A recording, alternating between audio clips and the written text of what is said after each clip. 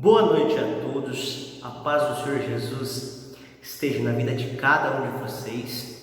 Eu me chamo Gustavo, sou professor da Escola Bíblica Dominical da classe dos jovens da Assembleia de Deus Templo Sede em Paranaguá e hoje vim aqui através desse vídeo trabalhar com vocês o conteúdo da lição número 13 dos jovens desse trimestre que vai de janeiro até março de 2020. Nós estamos trabalhando essa lição que tem essa capa aqui, é a lição que fala sobre a vida, sobre o ministério de Jesus Cristo. Então o título da lição é Jesus Cristo, Filho do Homem, Filho de Deus. Nós falamos sobre vários aspectos da vida de Jesus e nesse encerramento do trimestre nós vamos trabalhar a lição 13 que fala sobre a segunda vinda do Senhor Jesus Cristo. Um tema escatológico, um tema muito bom que serve como uma base interessante para a nossa fé, porque é um dos principais pilares da nossa fé, uma das nossas principais crenças, uma das nossas principais esperanças e a vinda de Jesus Cristo, nosso Senhor e Salvador. Então por isso é um tema muito relevante para a gente concluir e encerrar esse trimestre. Como é de conhecimento notório, nós não estamos fazendo aqui reuniões de cultos e de aulas também em razão das restrições de aglomeração humana por causa da transmissão do Covid-19, do coronavírus. Infelizmente, esse ano de 2020 tem sido bastante conturbado no cenário mundial por causa da proliferação desse vírus. Então, por isso, nós estamos fazendo esse vídeo aqui para que os alunos da lição e todos aqueles interessados não fiquem sem ter acesso a esse material, não fiquem sem ter acesso a esse conteúdo. Quero também já deixar registrado aqui no começo, nós vamos ser muito fiéis ao conteúdo da lição, à ordem que a lição vem trazendo. Para os alunos que geralmente assistem às minhas aulas, sabem que eu gosto bastante de interagir com os alunos, fazer questionamentos, fazer perguntas para nós construirmos as ideias, mas hoje, obviamente, isso fica impossibilitado. Então, através desse vídeo, eu quero, através da sistematização da lição, trabalhar com vocês os pontos que a lição nos coloca, a lição nos traz. Espero que seja muito bênção para a sua vida. Então, aí, se você tiver a revistinha, pegue ela, pegue a sua Bíblia e vamos estudar a palavra de Deus. Meus amados irmãos, a lição 13 nos traz o tema da segunda vinda de Jesus e tem um texto base em Mateus capítulo 24, versículo 27, que diz assim: porque assim como o relâmpago sai do oriente e se mostra até o ocidente, assim será também a vinda do Filho do Homem. Que Filho do Homem é esse? Jesus Cristo. Aqui Jesus Cristo está falando de quando ele voltaria a segunda vez. Por que segunda vez? A primeira vez que Jesus veio em forma humana, filho de Maria, filho de José, nasceu em Belém, viveu em Nazaré. Esse é o Jesus Cristo que nós conhecemos, esse é o Jesus Cristo que a Bíblia relata nos evangelhos enquanto ser humano. Mateus, Marcos, Lucas e João são os 4 livros, são os 4 evangelhos que estarão aí encarregados de contar sobre diferentes perspectivas, fatos relacionados ao ministério de Jesus, que foi exercido nos últimos 3 anos da sua vida, dos 30 até os 33 anos, onde Jesus é crucificado, é morto, mas ao terceiro dia ressuscita. Após ressuscitar, ele fica mais alguns dias aqui na terra e depois ele é assunto ao céu, ou seja, ele volta para Deus, onde lá está. Mas enquanto Jesus ele está aqui na terra, ele deixa para nós essa promessa de que ele voltaria para buscar a sua igreja. Ou seja, ele veio uma vez, ele foi para o céu, mas ele voltaria. Então, assim como aqueles viram ele subindo, também veriam ele voltar para buscar todos quanto nele crescem, para que recebessem a vida eterna. Então o que nós precisamos entender de início, a relevância do tema que nós estamos discutindo, a relevância do tema dessa lição, é que a vinda de Jesus, a segunda vinda de Jesus, é um pilar essencial da nossa fé cristã. Não existe como nós falarmos em cristianismo, não existe como nós falarmos sobre fé cristã e não falarmos também sobre a esperança de todo crente de estar com Jesus Cristo na glória eterna. Isso é essencial, é o coração do Evangelho, é sabermos que Jesus, ele prometeu que virá buscar a sua igreja para vivermos uma eternidade de alegria, de gozo, de paz, em adoração ao seu santo e precioso nome. A síntese da lição vai reforçar justamente isso, falando que pensar sobre as últimas coisas, o fim da história e a eternidade deve ser um exercício cotidiano e repleto de esperanças para todos aqueles que servem ao Cristo ressuscitado. Então a nossa esperança, tem um hino da harpa cristã que fala que a nossa esperança é sua vinda, o Rei dos Reis vem nos buscar. Nós aguardamos Jesus ainda até a luz da manhã raiar. Então a esperança, a nossa fé é que Jesus Cristo volte para buscar a sua igreja, para buscar o seu povo. O texto bíblico que a lição 13 nos traz, ele está baseado lá na primeira carta que Paulo escreveu à igreja em Corinto, capítulo 15, a partir do versículo 12.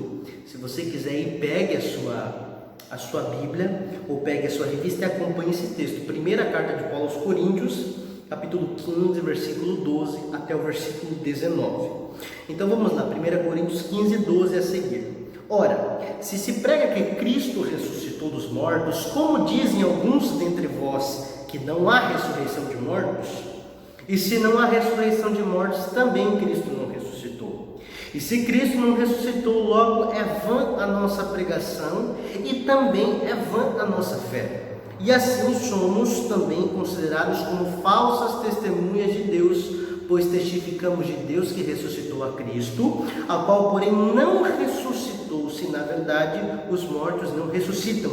Porque se os mortos não ressuscitam, também Cristo não ressuscitou.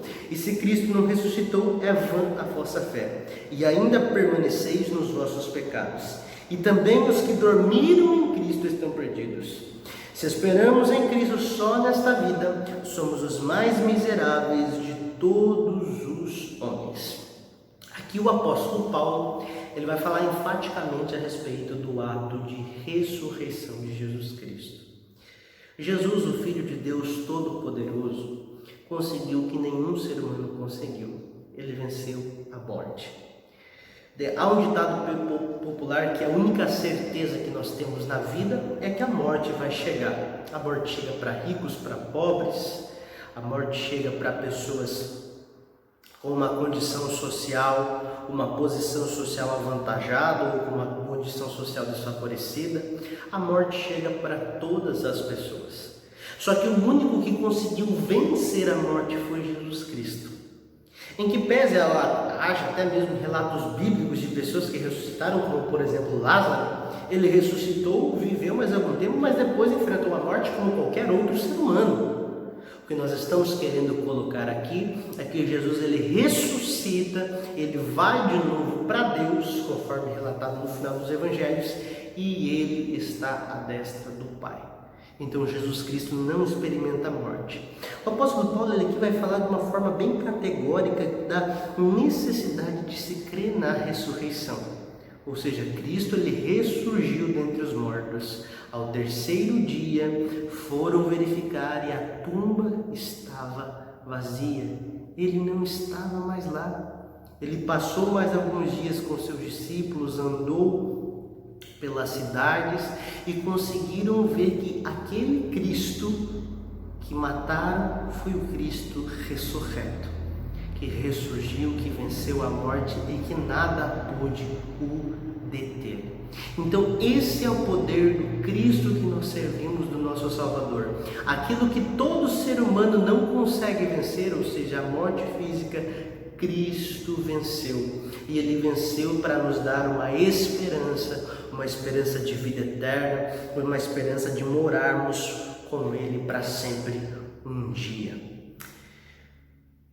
Então, por isso, esse é o texto bíblico. Eu gosto de comentar também a respeito deste último versículo desse texto, 1 Coríntios 15, 19. O apóstolo Paulo, ele com uma tamanha sabedoria, uma tamanha inteligência, coloca o seguinte: se nós esperarmos em Cristo só nesta vida, olha o termo que ele usa, somos os mais miseráveis de todos os homens. Ou seja, o que o apóstolo Paulo está querendo dizer? A fé de vocês, A fé cristã, ela não se restringe apenas àquilo que Deus pode fazer nessa vida material e nessa vida terrena.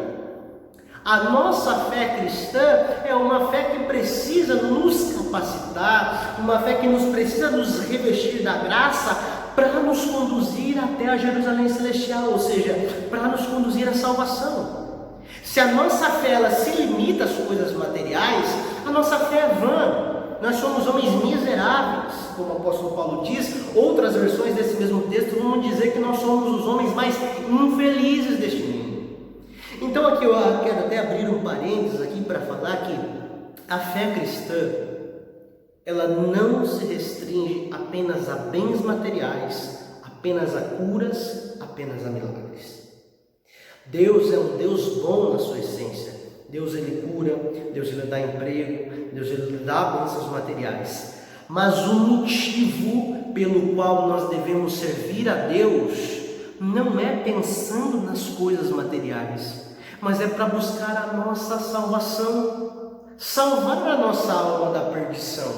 Porque o único capaz de perdoar pecados é Jesus Cristo, que através do seu sacrifício na cruz, através da vida ele entregou, ele nos religou ao Pai. Ele nos construiu uma ponte que nos religou a Deus. Aquilo que o pecado que fez separação entre nós e Deus, como o apóstolo Isaías vai dizer no seu livro, que os nossos pecados fazem separação entre nós e Deus, Cristo ele vem para nos religar ao Pai, nos religar a Deus. Então é por isso que nós precisamos ter que a maior esperança da nossa vida é a salvação. É um dia estarmos com Cristo. Esse é o motivo principal da nossa fé. Nesse mesmo sentido, Jesus fala algo muito interessante. Jesus fala o seguinte: olha, vocês não precisam temer o ladrão que pode roubar e a traça que pode corroer. Ele fala que os tesouros materiais, os tesouros terrenos, eles podem ser roubados, eles podem ser corroídos pela traça, pela ferrugem. Mas os nossos tesouros celestiais, a nossa fé, a nossa convicção em Cristo Jesus é algo que ninguém pode roubar. Então é por isso que Jesus fala: não junteis para si tesouros terrenos. A traça vai corroer, o ladrão vai roubar, mas aqueles tesouros celestiais, ou seja, a nossa salvação, a nossa fé, aquilo que nós edificamos em Deus, não existe ladrão nenhum que roube e não existe traça nenhuma que corroa. Por isso a principal esperança da nossa vida deve ser que Cristo virá, cumprir a sua promessa e vai nos levar consigo para Jerusalém Celestial. Essa é a nossa maior esperança, essa é a nossa maior alegria, a nossa maior expectativa.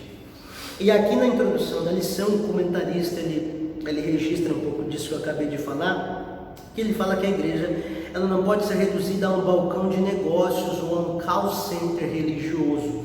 Ou seja, o que nós temos visto, infelizmente, atualmente nesses últimos dias, é que muitas vezes as pessoas vêm para a igreja unicamente interessadas em bens materiais, unicamente interessadas em curas.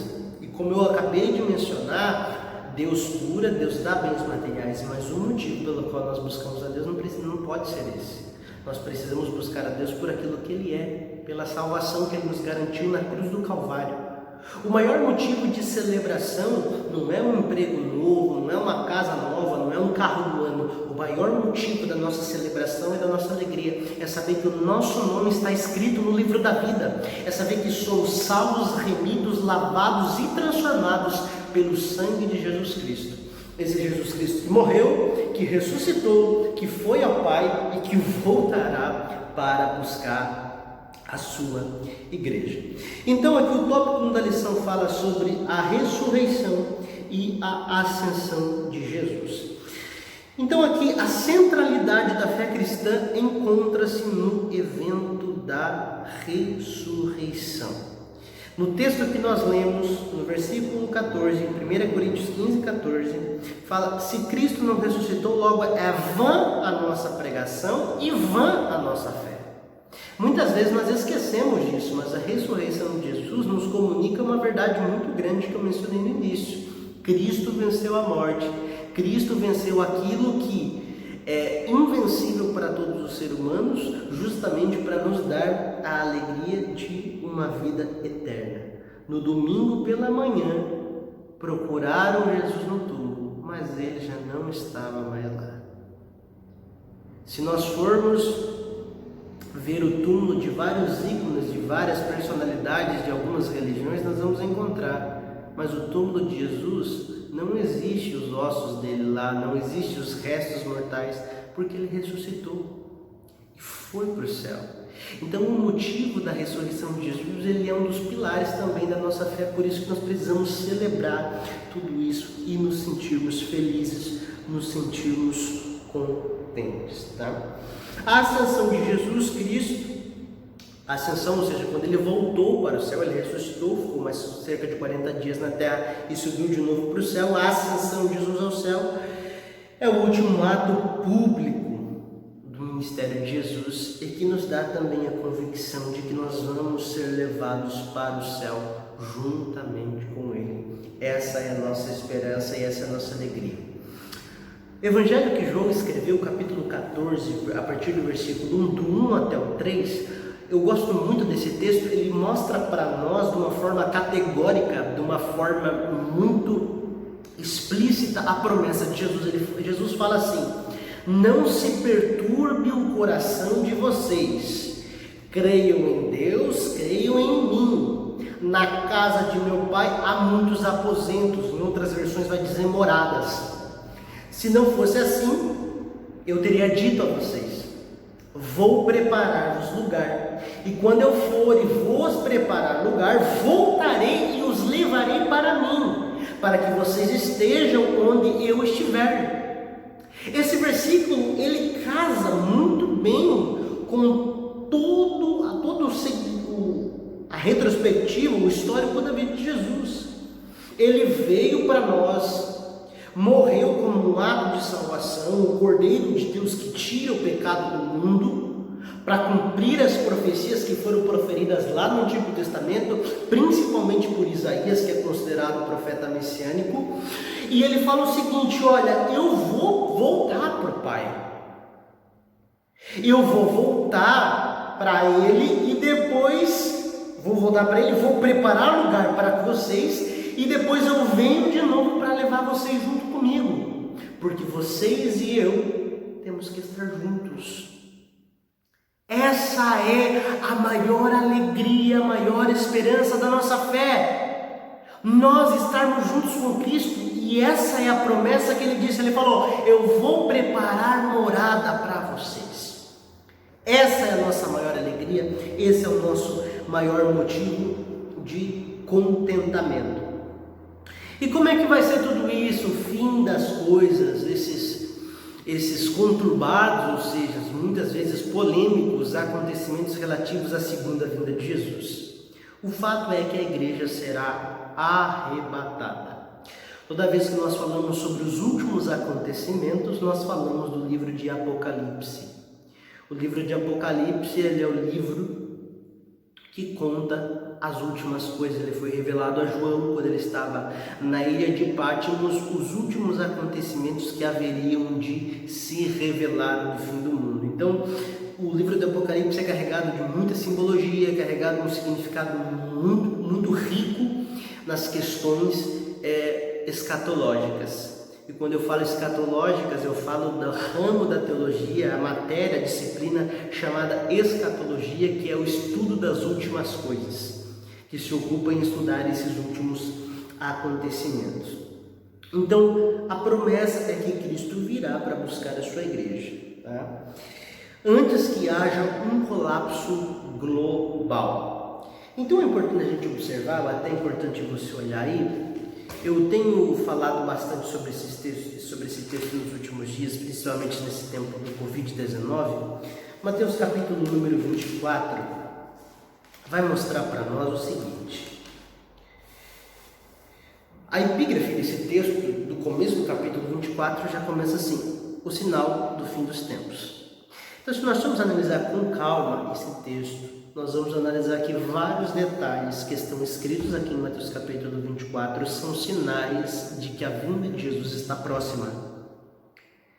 E se a vinda de Jesus está próxima, nós precisamos estar preparados para que quando ele vier, ele encontre uma igreja pronta, uma noiva adornada, pura, para que ele leve consigo para o céu.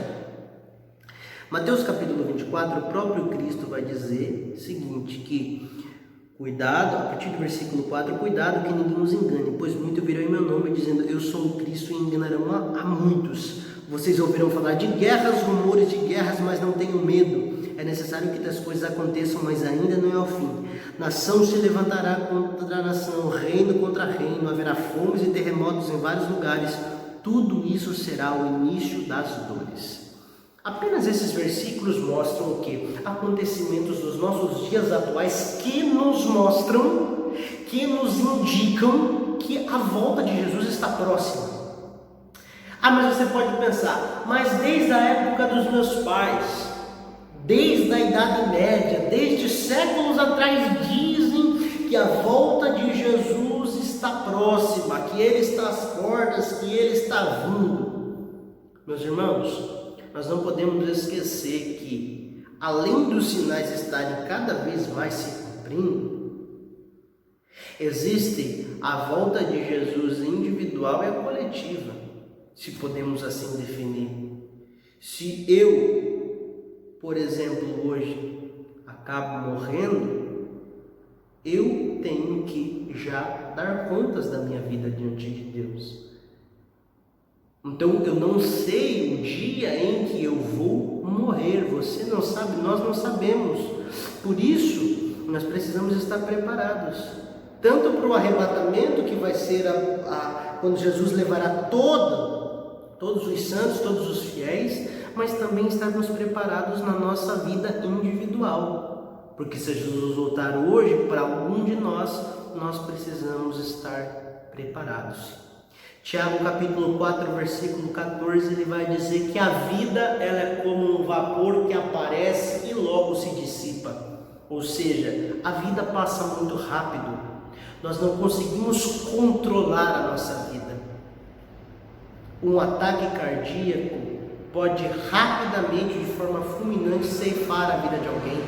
Um acidente inesperado, uma doença, o próprio Covid-19, essas pandemias, essas epidemias, essas guerras, tudo isso tem mostrado, tudo isso tem nos evidenciado que a vinda de Jesus se aproxima cada vez mais.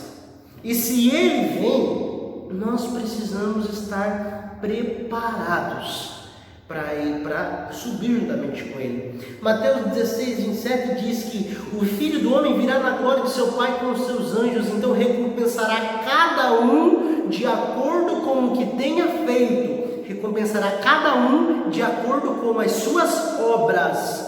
Ou seja, nós precisamos olhar hoje para as nossas atitudes, para as nossas ações e sabermos se a nossa vida está diante da vontade de Deus ou não.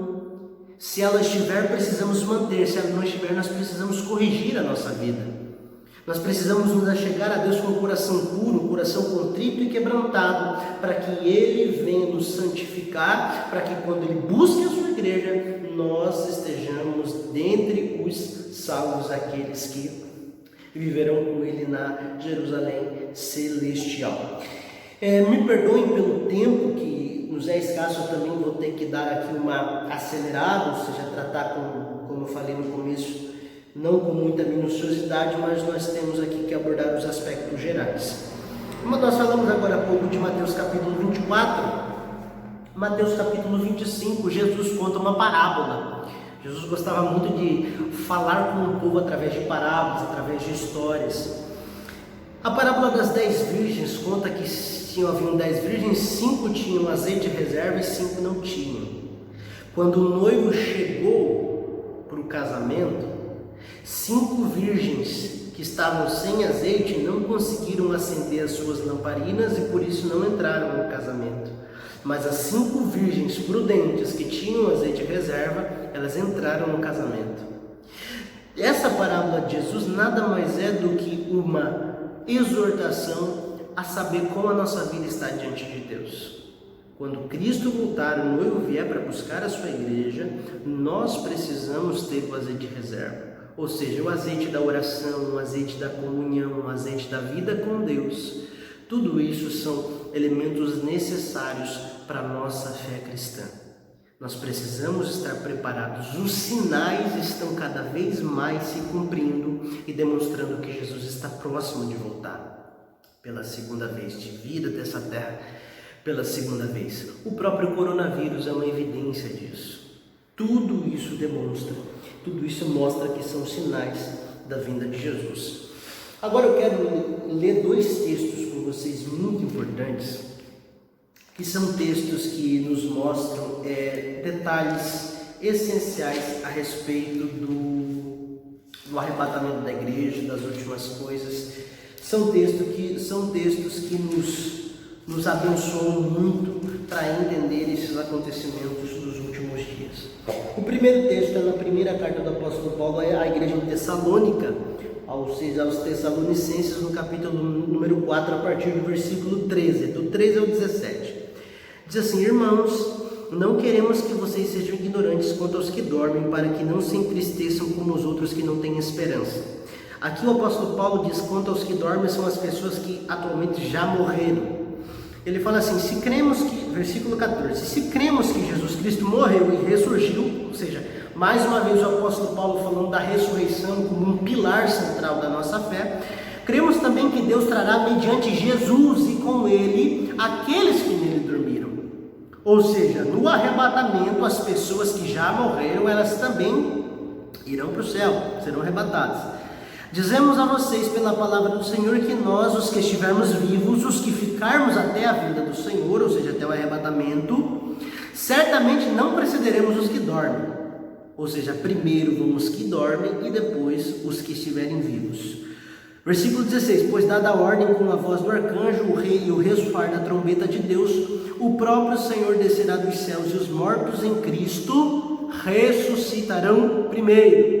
Depois nós, os que estivermos vivos, seremos arrebatados com eles nas nuvens para o encontro com o Senhor nos ares e assim estaremos com o Senhor para sempre. E perceba o versículo 18 agora. 1 Tessalonicenses 4,18. Consolem-se uns aos outros com estas palavras. Aqui eu queria fazer um comentário que a gente vê tantos problemas no mundo. A gente vê fome, vê as guerras, vê as próprias pandemias, a desonestidade, a injustiça. A gente vê todos esses problemas e fica chateado, fica triste. E o apóstolo Paulo ele fala à igreja em Tessalônica o seguinte: o consolo de vocês é saber que um dia vocês vão viver com Cristo para sempre. Às vezes as pessoas buscam o consolo nos bens materiais, numa conta bancária avantajada, numa posição social. Às vezes as pessoas buscam o contentamento pessoal nos vícios, mas nada disso vai preencher.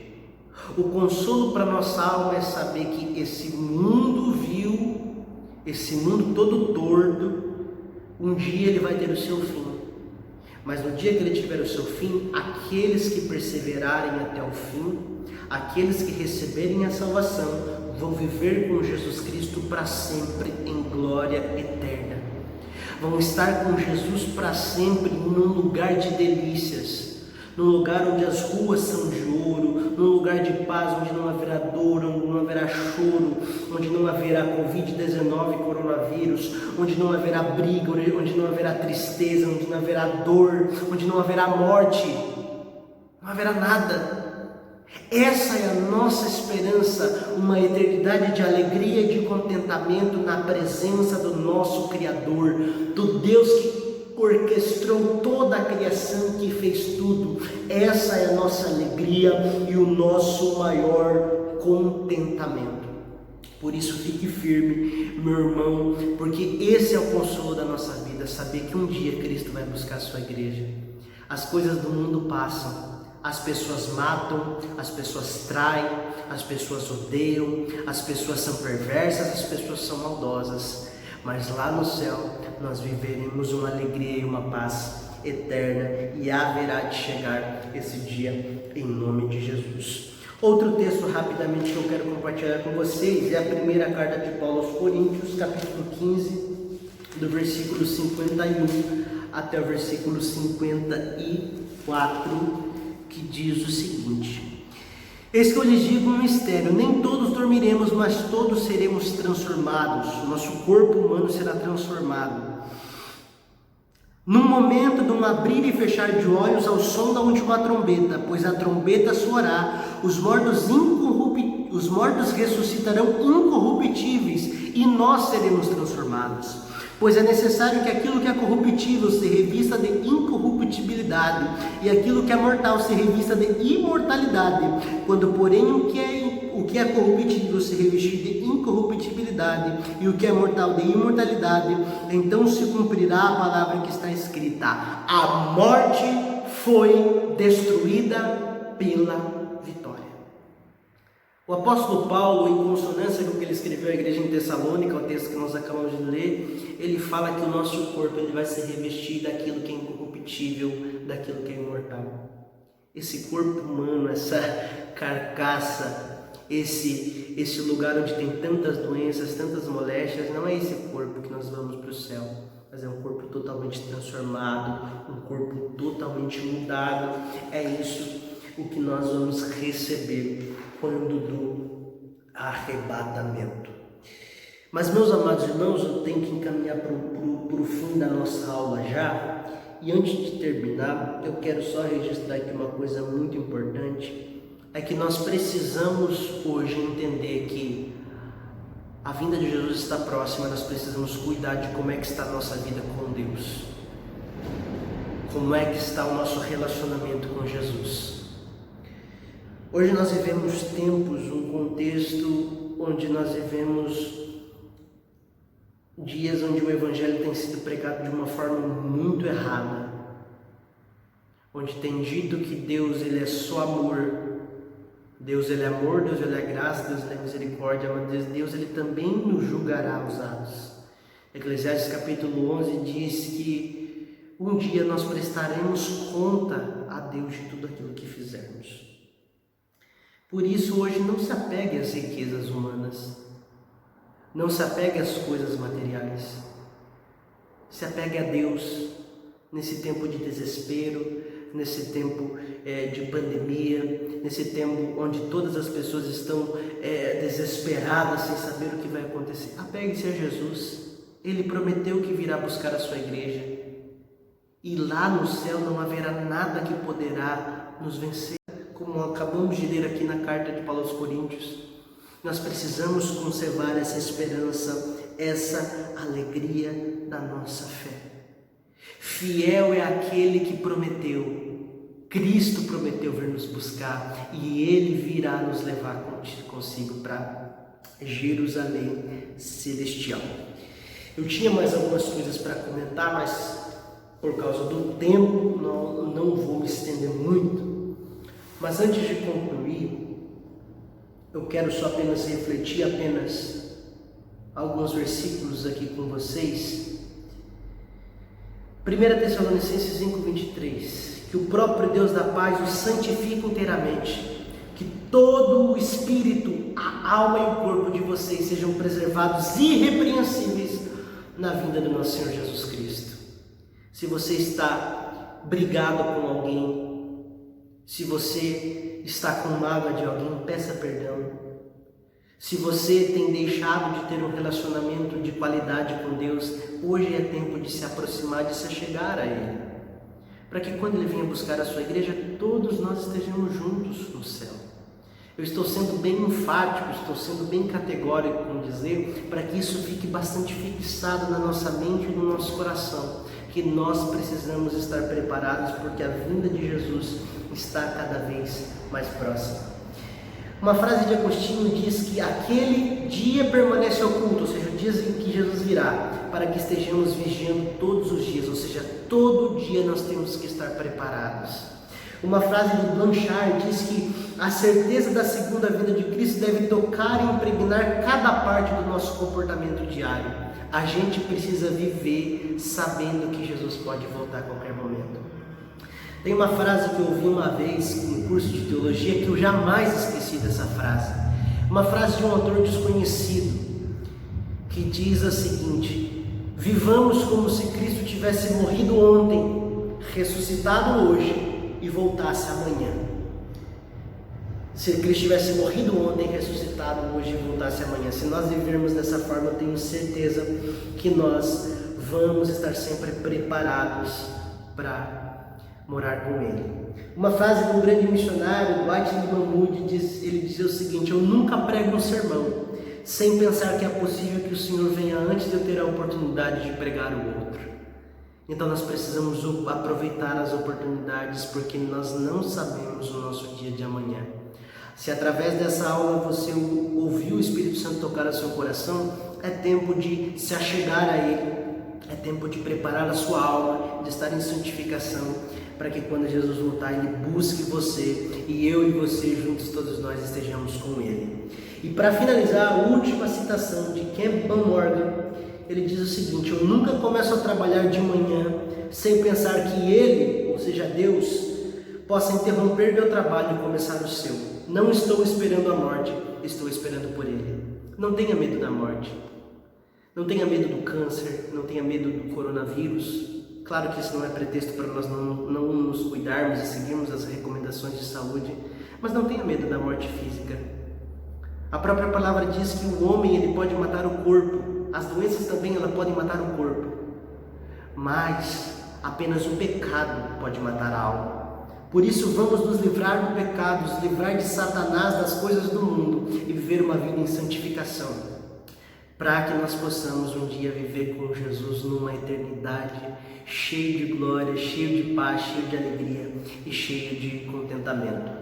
Eu espero que essa aula tenha abençoado o seu coração. Mais uma vez, nesse tempo nós temos usado a tecnologia como recurso, para podermos aí compartilhar o conhecimento da Palavra de Deus.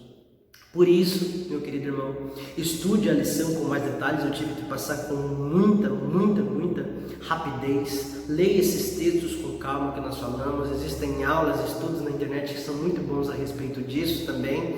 E se querendo Deus, passando esse tempo nebuloso do coronavírus Covid-19, nós estaremos aqui reunidos na Igreja Assembleia de Deus Sede para compartilharmos as aulas presenciais da Escola Bíblica Dominical e estarmos cada dia mais preparados até um dia em que o nosso Mestre, o nosso lindo e amado Jesus, venha nos chamar para a sua glória celestial.